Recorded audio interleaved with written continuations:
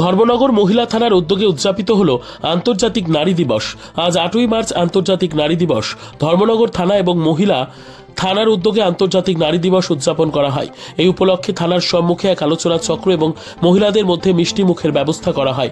অতিথিদের মধ্যে উপস্থিত ছিলেন ধর্মনগর পৌর পরিষদের চেয়ারপারসন মিতালি রানী দাস সেন, কাউন্সিলর জয়ন্তী ভট্টাচার্য, মহিলা থানার ইন্সপেক্টর শিপ্রা দাস, থানার ভারপ্রাপ্ত আধিকারিক স্মৃতিকান্ত বর্ধন প্রমুখ। তাছাড়া উপস্থিত ছিলেন মহিলা থানার সকল মহিলা পুলিশ আধিকারিক, মহিলা পুলিশ কর্মী সহ ধর্মনগর মহকুমার বিভিন্ন পেশার সাথে যুক্ত মহিলাগণ। প্রথমে স্বাগতিক বক্তব্য রাখেন ধর্মনগর থানার ওসি তথা ভারপ্রাপ্ত আধিকারিক স্মৃতিকান্ত বর্ধন। পরবর্তীতে আন্তর্জাতিক নারী দিবস সম্পর্কে আলোচনা করেন মহিলা থানার আধিকারিক ইন্সপেক্টর শিপ্রা দাস। আন্তর্জাতিক নারী দিবসের বিশ্বের সমস্ত নারীদের শ্রদ্ধা এবং অভিনন্দন জানাচ্ছি। আজ 8ই মার্চ আন্তর্জাতিক নারী দিবস।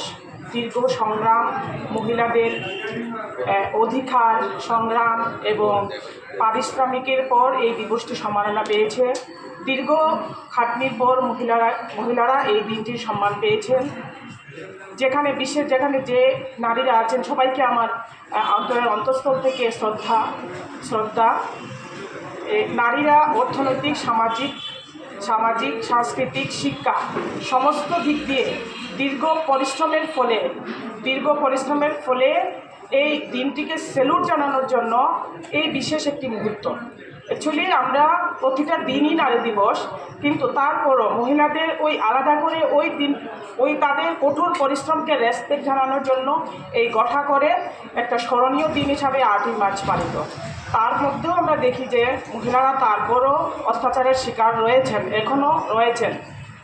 যার ফলস্বরূপ অনেক প্রতিরোধ সভাও গড়ে তোলা হয়েছে। তারপরও এখনও বিভিন্ন দিক দিয়ে বিভিন্ন প্ল্যাটফর্মে মহিলারা নির্যাতিত রয়েছেন, কিন্তু সেই দিক থেকে নির্যাতনের প্রতিরোধও গড়ে তোলা হয়েছে।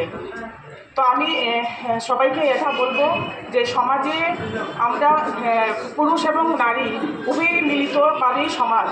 তো আমরা যতদিন আমাদের দৃষ্টিভঙ্গি চিন্তাধারা সঠিক করব, সেদিনই মহিলাদের আসল সম্মান। যদিও আমরা এটা পেয়েছি, তারপরেও কোনো জায়গাতে এখনও ছোটোখাটো ঘাটতি রয়েছে। তো আমি এটাই বলবো যে মহিলা পুরুষ সমতা না রেখে সবাই একযোগে এই সমাজে আমরা এগিয়ে চলি। আর আন্তর্জাতিক নারী দিবসটিকে আমরা প্রতি বছর বিশেষভাবে উদযাপন করি, এটাই বলবো। আর সবাইকে আবারও আমার অনেক শুভেচ্ছা, অভিনন্দন।